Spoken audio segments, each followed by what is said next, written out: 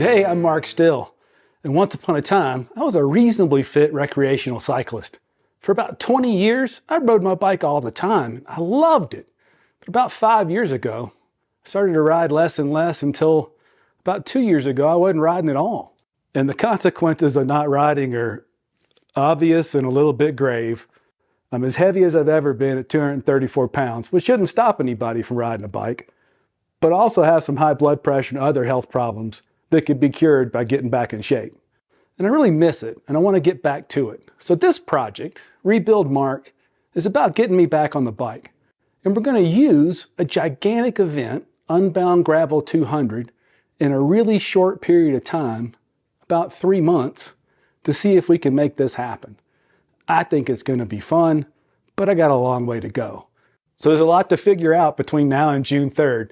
I got to figure out riding more. I got to figure out gear.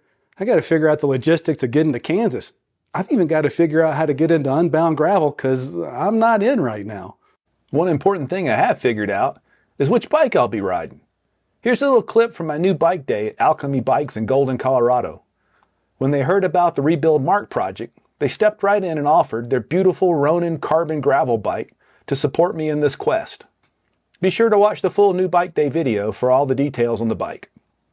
Now you might think this is kind of daunting, a 200-mile gravel event in 3 months when I'm obviously not ready for it, but I've done these kind of things in the past, the distant past. So I'm just a little bit scared of 200 miles because I've never done that before, but I'm more excited about it. And I'm looking forward to rolling across the finish line, probably in the wee hours of the morning of June 4th.